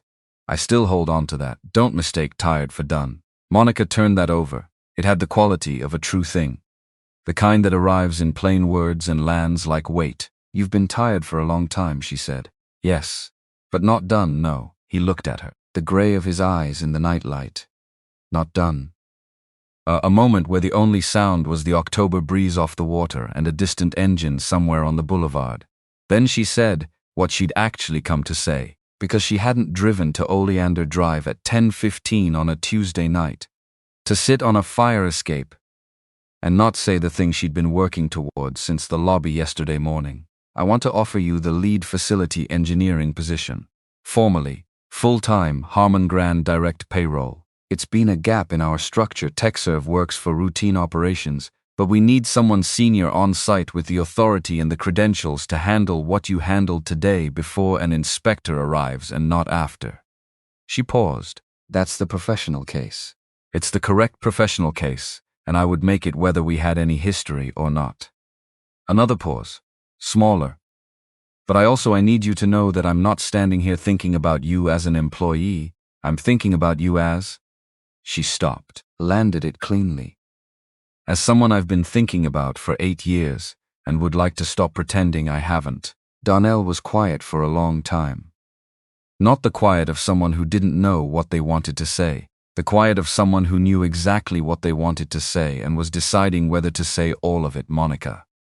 He turned to face her more directly. The metal grating shifted slightly under him. I need you to hear something, okay? I want to say yes to both of those things. His voice was unhurried, careful in a way that wasn't hesitation, more like precision. I want to say yes, and I know that part of me has been waiting for a version of this conversation since I walked into this hotel 5 months ago and recognized that the photographs on the lobby wall matched the girl I... He stopped, continued, The woman I spent 3 years trying to reach. A pause. But I have Zoe. I know. I don't mean that as a disclaimer. I mean she's already met you. She asked if you were coming back.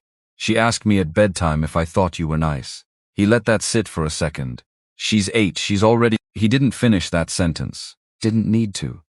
If I say yes to this tonight when we've had 2 days and a very specific kind of pressure to justify the speed, and it doesn't work, or it works for a while and then doesn't, she is going to have an opinion about that outcome that she will carry for a long time. Monica understood this. She understood it completely, and she understood that understanding it completely was not the same thing as having an answer for it. So what are you saying? She asked. I'm saying I don't want to say no. He looked at her directly.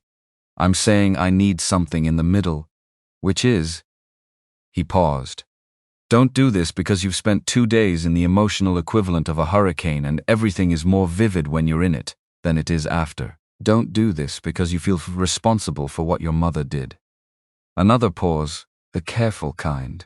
Do it because in 6 weeks, or 8, or 12, when the hurricane has settled, when we've had enough ordinary time that you've seen who I actually am now, and not who you remember from 8 years ago, you still want to, which was not a rejection.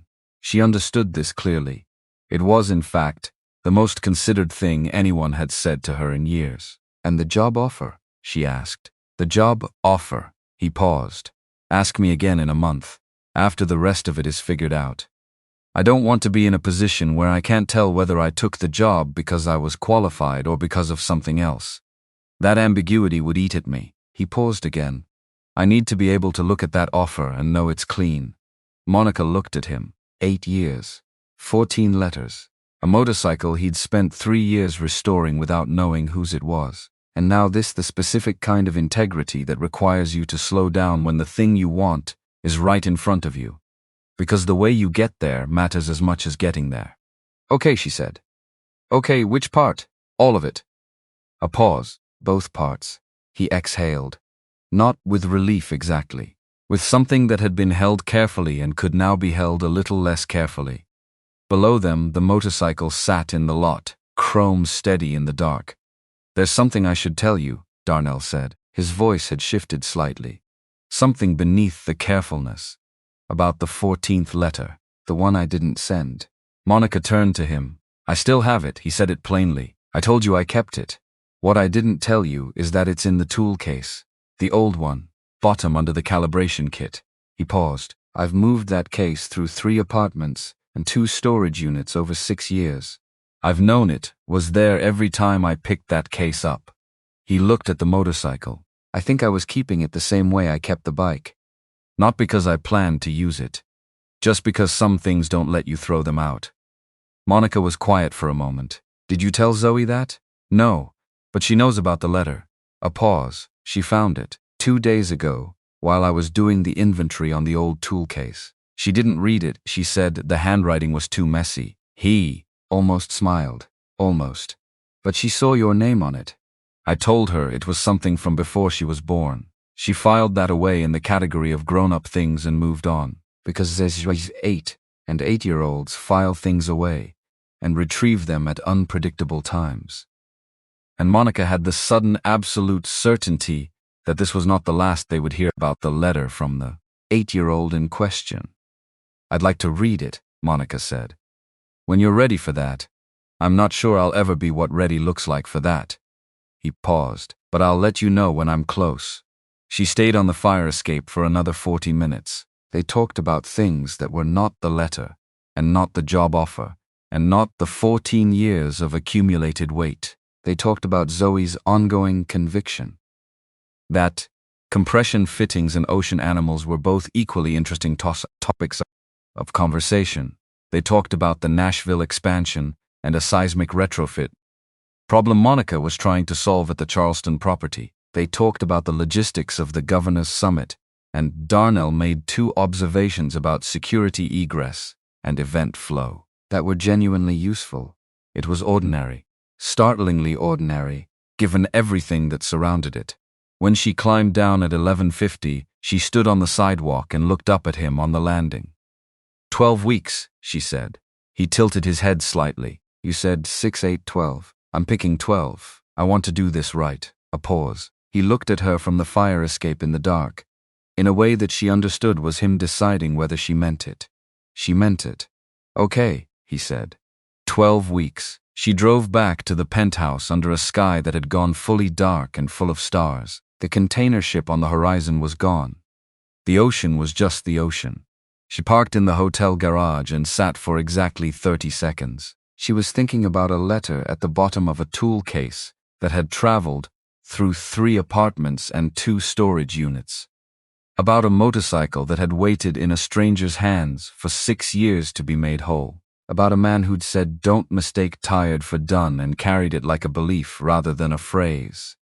At 3:15 a.m., unable to sleep and unwilling to work again, she opened her laptop, typed her own name into a search engine, the way nobody who has a healthy relationship with themselves should do at 3 a.m., found the articles, the expansion announcements, the Forbes feature, the Black Enterprise covers, and then, in the archived comment section, some of a local Myrtle Beach business blog from 6 years ago, a very small site, the kind that covered ribbon cuttings and local commercial news with the enthusiasm of people who genuinely cared about the Grand Strand's economic ecosystem.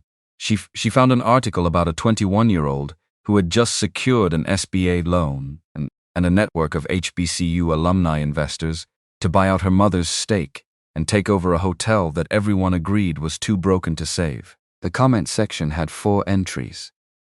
3 of them were congratulatory in the way of people who didn't know her personally. The 4th was from an account that no longer existed, deleted. The username showed as a string of placeholder text, but the comment itself had been cached. 4 words, "She's going to fly."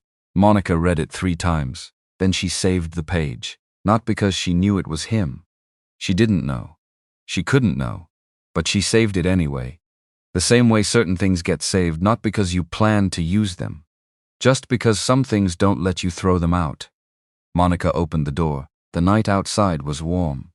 The way Myrtle Beach nights stay warm longer than anywhere else, the ocean holding its heat into October. She looked back.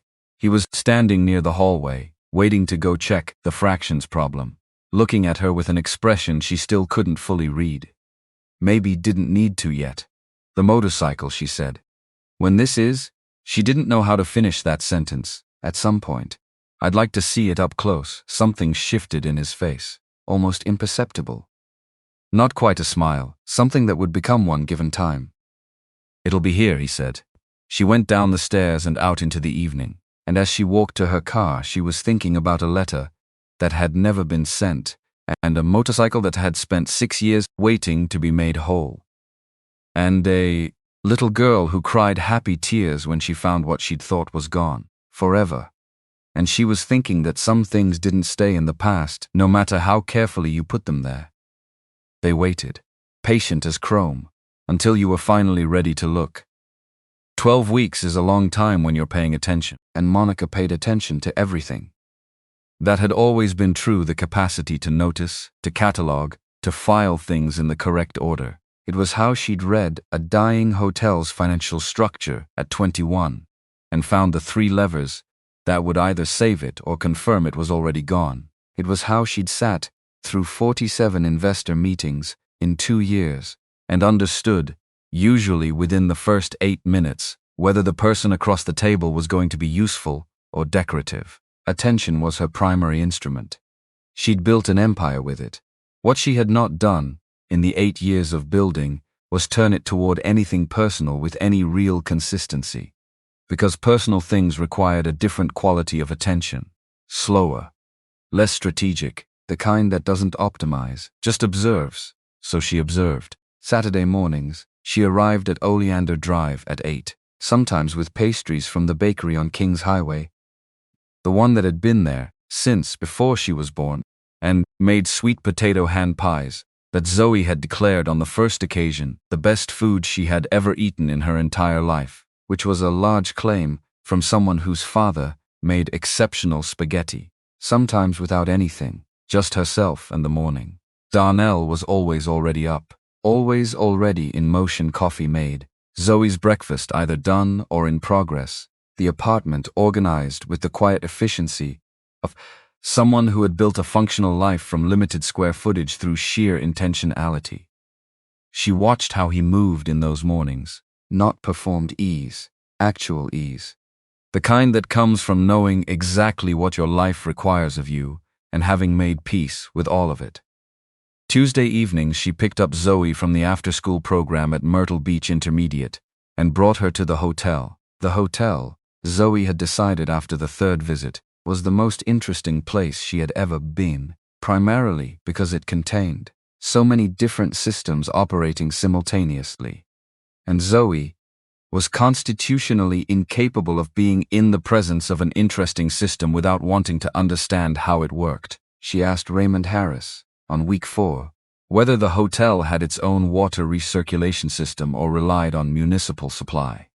Raymond, who had been running the front-of-house operations for 6 years and had never been asked this question by anyone, let alone an 8-year-old in a purple backpack, was so caught off guard that he answered completely and accurately, and then stood there for a moment, looking slightly changed by the experience. Monica watched all of this, filed it, understood that what she was watching was not a performance of good parenting. It was the natural result of someone who had, over 8 years of specific and unrelenting effort, built an 8-year-old who knew how to pay attention to the world. Because that's what Darnell had built. Not just a functional household, a curious child, which was harder, which was the more impressive thing. Thursday evenings, Darnell attended his project management certification course at Horry Georgetown Technical College. He'd enrolled 6 months ago. He hadn't mentioned it to Monica until week 3, and then only because Zoe mentioned it first. Daddy's in class tonight. He has a test next week. He's been studying at the kitchen table after I go to bed, and he'd confirmed it without elaboration. He was accumulating credentials the way some people accumulated savings, steadily, without announcement, because he understood that the future required investment, and he had been quietly investing for years. Monica sat with Zoe on Thursday evenings, and they did homework together, which for Zoe meant doing her own homework, while narrating Monica's attempts to remember how 4th-grade math worked. Zoe found Monica's relationship with fractions extremely concerning. Monica found Zoe's confidence about fractions genuinely impressive, and said so without qualification. Because she'd learned quickly that Zoe could tell the difference between a compliment that was accurate and one that was being manufactured for her benefit, and she preferred accurate. Week 6, week 8, week 10. The hurricane, as Darnell had called it, settled, and what was left after it settled was something quieter and more substantial than the 2 days of intensity that had preceded it. Not less real. More. The way things become more real when they have to hold up under ordinary conditions instead of extraordinary ones. She kept the saved browser page with the forward comment in a folder on her laptop. She'd labeled miscellaneous. She never showed it to him. Some things don't need to be verified. They just need to exist. Week 11 started on a Monday, which was typical, and went sideways by Wednesday, which was also typical, and by Thursday morning, it had produced the specific variety of problem that Monica had always found both most challenging and most clarifying. The board meeting was scheduled for the first Thursday of every 3rd month. This one was 3 weeks early. Gerald Owens had called Raymond, not Monica, which was itself information, and requested an extraordinary session. Monica had confirmed without asking why. She already knew the broad shape of why. The Harman Grand Boardroom occupied the northeast corner of the 4th floor, floor-to-ceiling windows on 2 sides.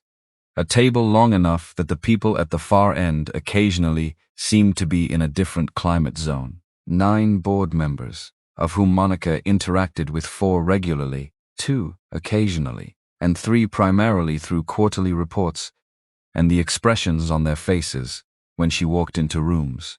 Gerald Owens was 71, had money from 3 generations of commercial real estate development, and had been on the Harman Grand Board since before Monica's father died.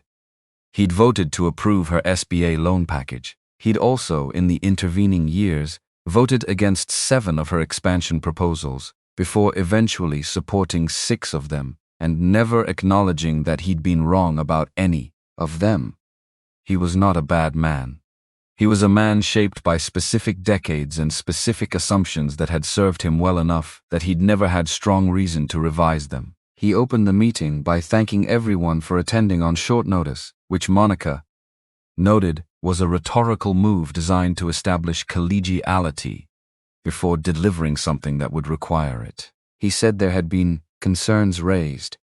He used raised passively, without a subject, which was another move about the appearance of certain professional relationships at the Harman Grand that could create the perception of a conflict of interest in executive decision-making. He did not say Darnell's name. He did not say Monica's name. He didn't need to. Monica let him finish.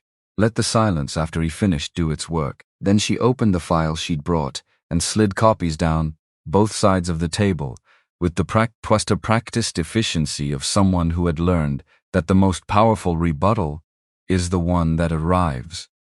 Has finished enjoying their position. The document in front of you covers the last 11 weeks of facility operations at the Harman Grand, she said. Her voice was level, the kind of level that had cost nothing to produce, because she'd long since stopped spending emotional energy on things that could be answered with data. Maintenance cost reduction, 23%, attributable to systemic preventive scheduling rather than reactive repair. Guest satisfaction scores in the physical facility category, from 4.1 to 4.6 on a 5-point scale. 0 health violations since the November inspection, which itself was resolved inside the citation window at 0 revenue impact. She paused. Let them read. The kitchen revenue increase is on page 4, 18%. Directly attributable to 0 forced closure days. Gerald Owens looked at page 4.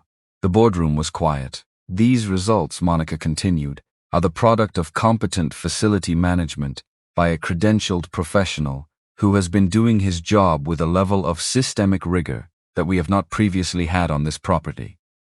She paused. If the board's concern is whether my personal judgment is compromised in operational decisions, the operational results are your answer.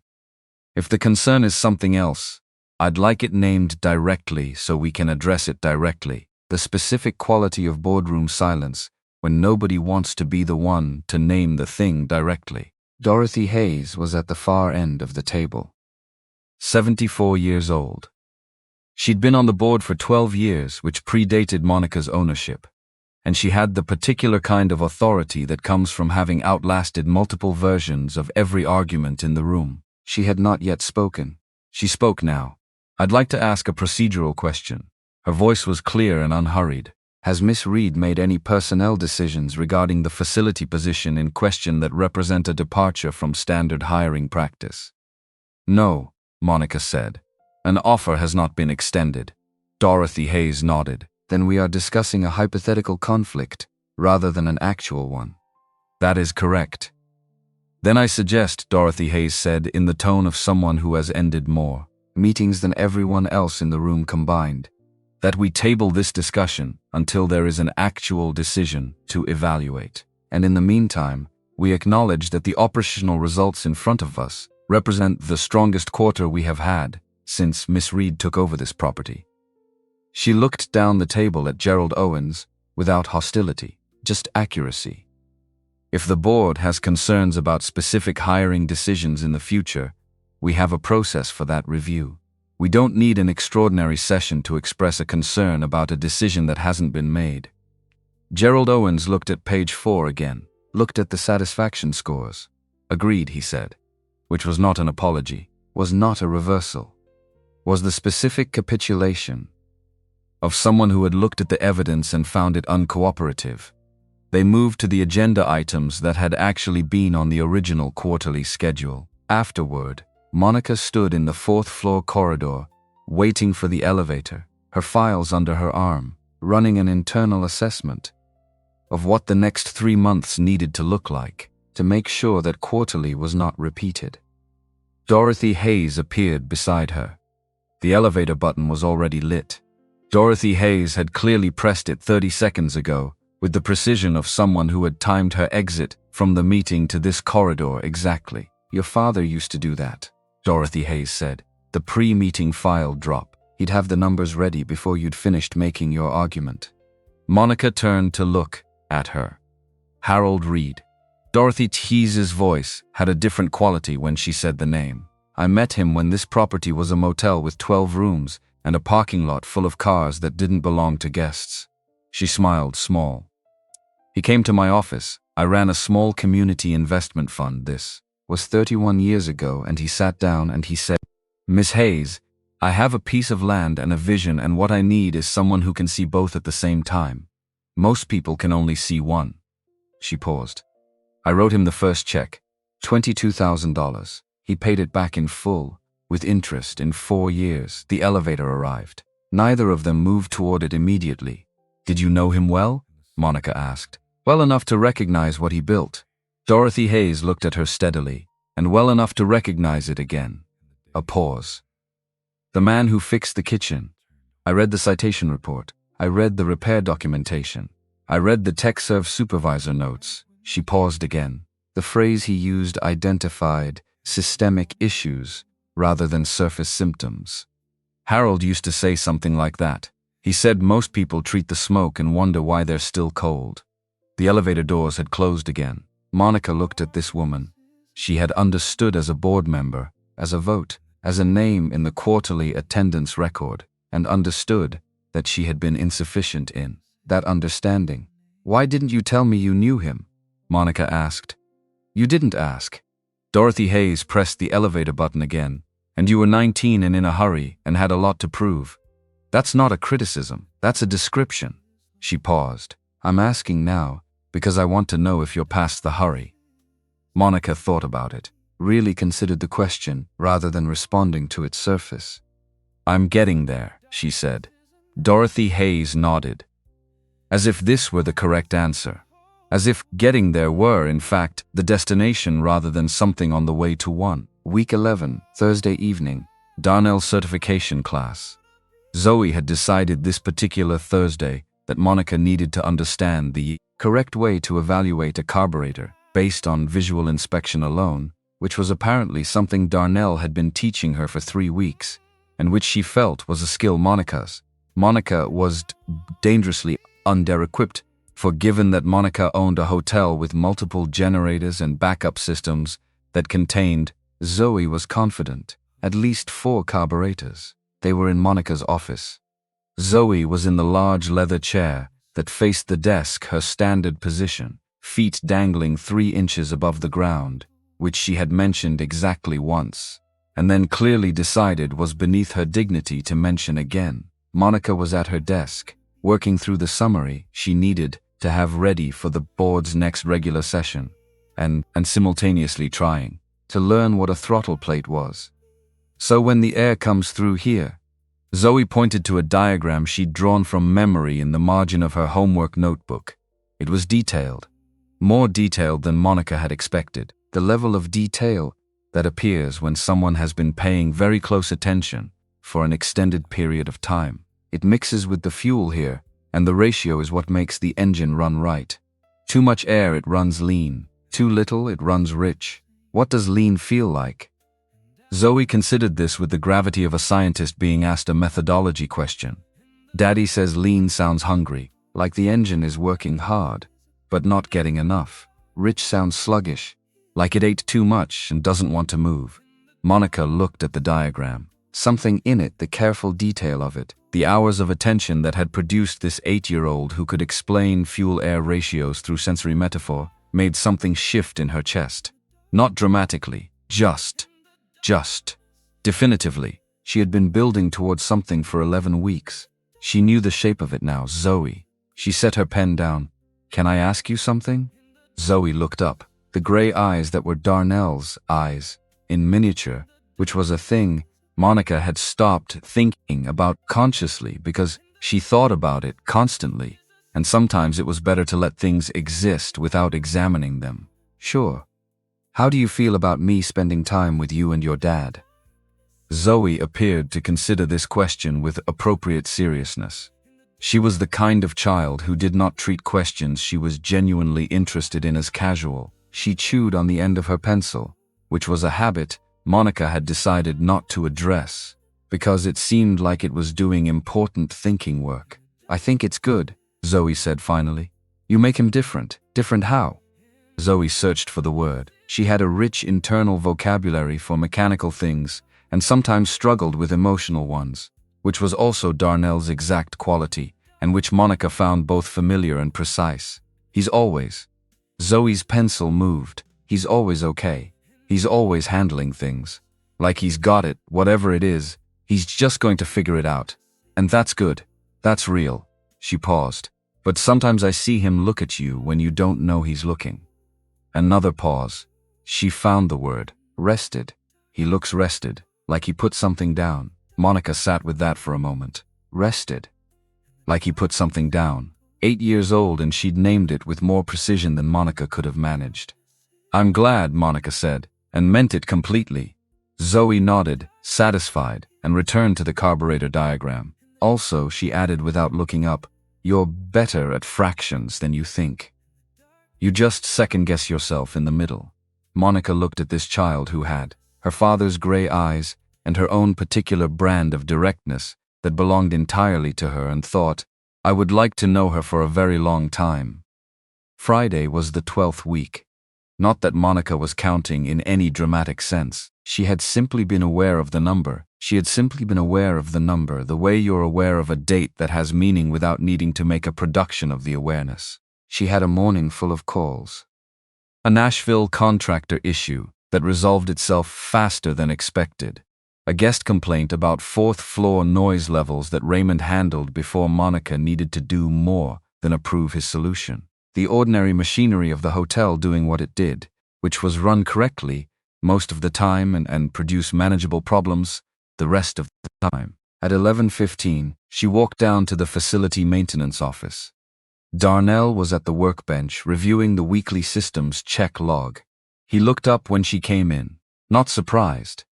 He was rarely surprised by her appearances in his workspace anymore. She'd learned the rhythms of when he was in the middle of something that required his complete attention, and when he had available bandwidth, and she tried to respect the difference, and she was mostly successful.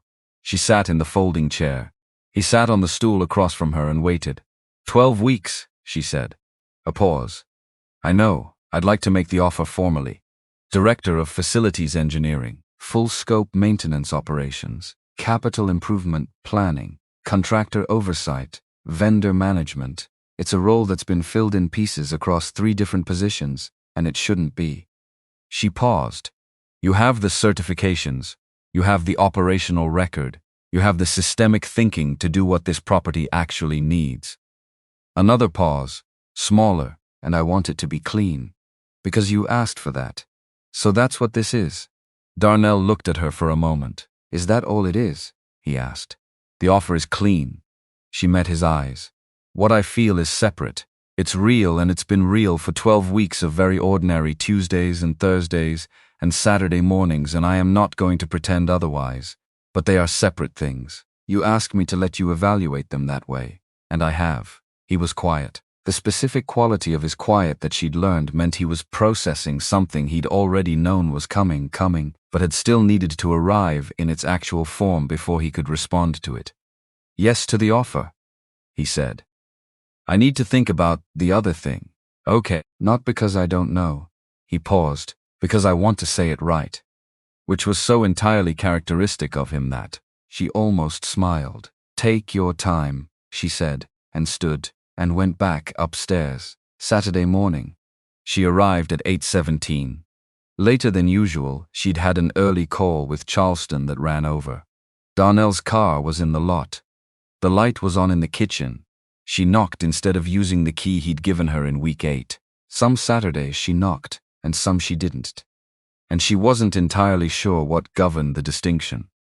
But this morning felt like a knocking morning. Zoe opened the door. She was dressed already purple as usual. A different purple, more of a grape than a violet, and she was holding the old tool case. Not holding it like she'd just picked it up, holding it like she'd been waiting. Monica looked at the case. then at Zoe. "Daddy said you should come in," Zoe said, "and he said I could give you this." Monica took the case. It was heavier than she expected. Or she expected it, and the weight still registered as significant. The metal handle was worn smooth at the grip point from years of being carried, which was its own kind of information. Inside, tools organized in the methodical way she'd expected, calibration equipment in the right side tray, and, at the bottom, under the tray, a manila envelope. The envelope had been there for 6 years, through 3 apartments and 2 storage units, and whatever else had happened in between. The paper was not exactly yellowed, but it had the particular shade of something that has been in the presence of time. Her name on the front in writing that was the same hand as Darnell's current handwriting, scaled down. Younger, more urgent. She looked up.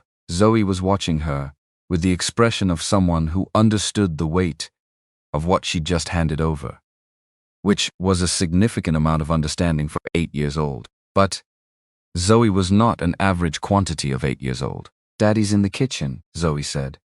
"He's making pancakes. He put extra blueberries in because he said today was the kind of day that needed extra." Monica sat down on the couch with the envelope in her hands. She could hear the kitchen sounds, the pan, the measured pour of batter, small domestic sounds that she had been listening to for 12 Saturday mornings. And that had become without announcement, without ceremony, something she organized part of her week around. She opened the envelope. The letter was 4 pages, legal paper, both sides of 2 sheets, the handwriting smaller at the bottom of each page where he'd been trying to fit more before he ran out of space. She read it at the pace it required, which was slower than her usual reading pace, because this was not the kind of document you skim for key information and then file.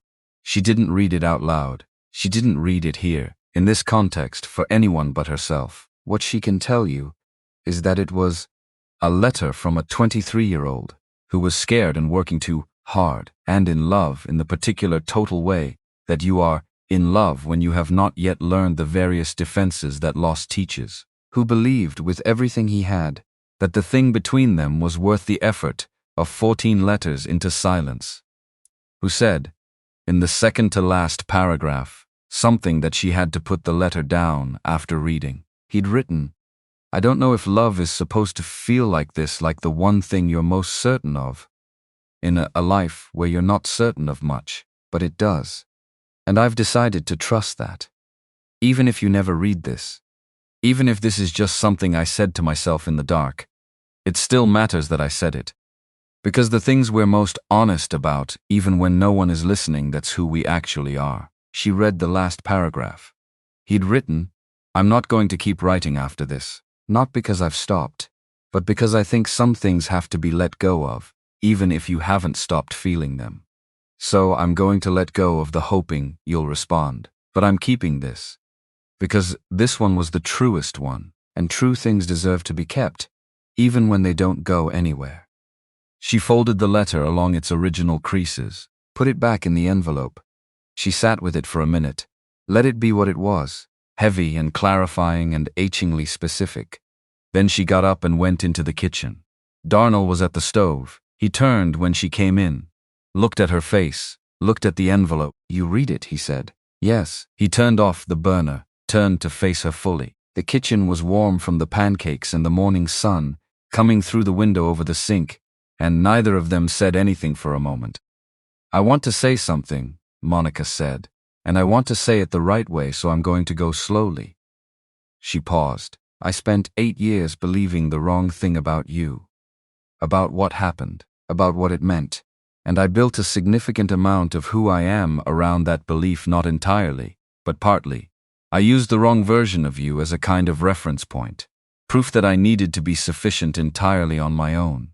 She stopped, breathed. "What I've understood in 12 weeks is that being sufficient on your own and being willing to need someone are not opposites. I always thought they were. I was wrong." Darnell was looking at her with complete attention. The way he looked at things he was taking seriously. "I'm not asking you to fix anything that happened," Monica continued. "I'm not asking you to be the version of yourself from 8 years ago Because that's not who you are, and it's not who I want. I'm asking about now.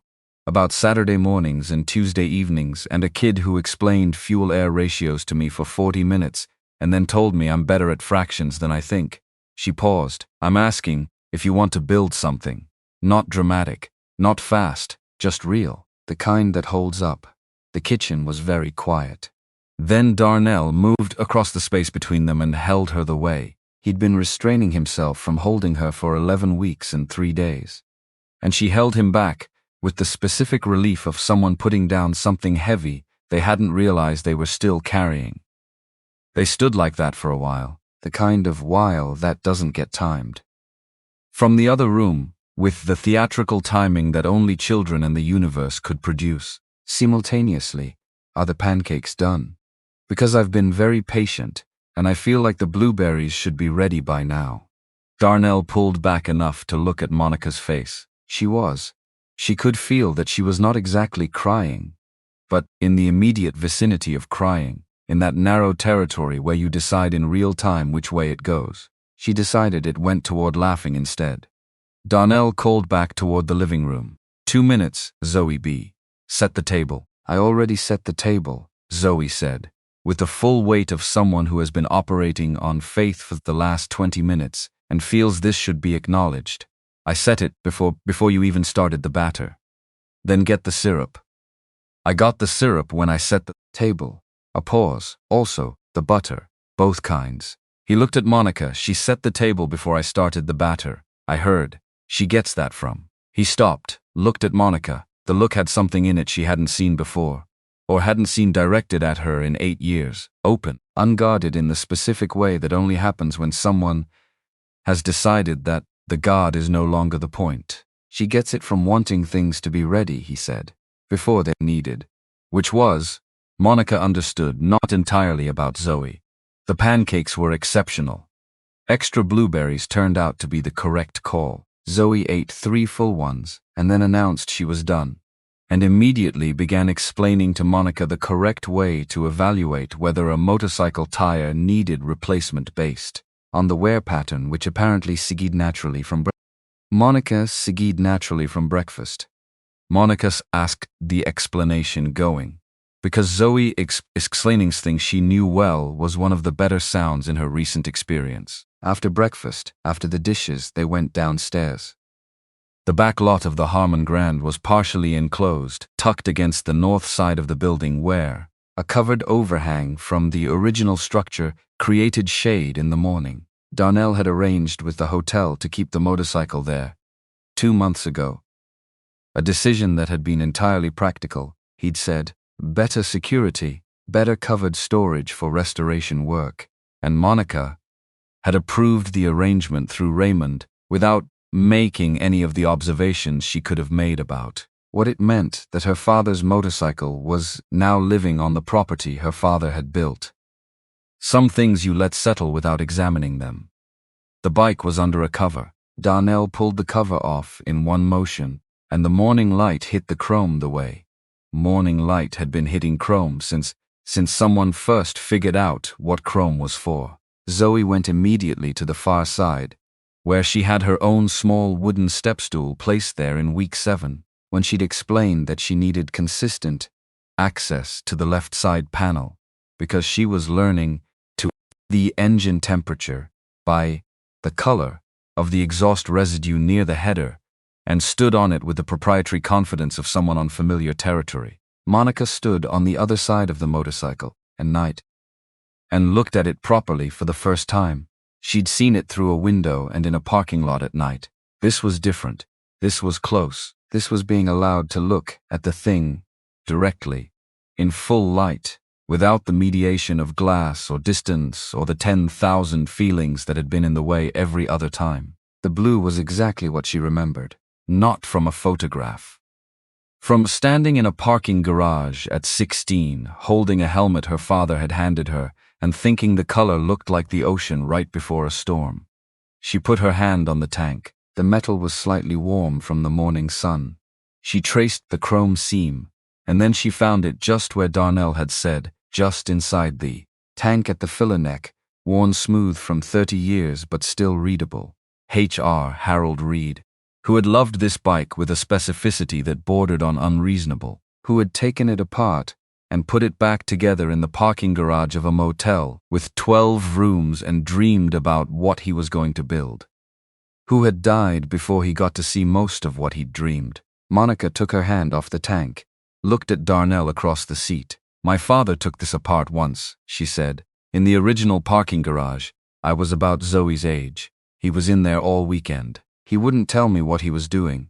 He said I had to figure out what the problem was by listening to it run when he was done." She paused. "I couldn't figure it out." He explained it. He said, "You have to listen for what's missing, not what's there. The sound it makes tells you what it can do. The sound it doesn't make tells you what it needs." Darnell was looking at her steadily. The gray eyes, the particular quality of attention that she had 12 weeks of experience with, and still found each time clarifying. "He sounds like someone worth knowing," Darnell said quietly. "He was." She paused. "He would have tested you. Extensively." Another pause. "But he would have liked the work you did on this. He would have liked." She stopped. Let the sentence find its end. "He would have liked the way you listened." Darnell didn't say anything. Some statements require silence as their response, and he'd always understood this better than most.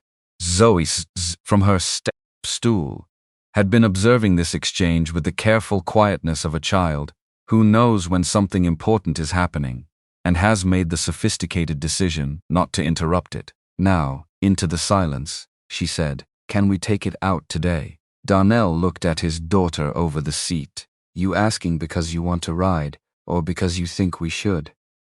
Zoe considered this.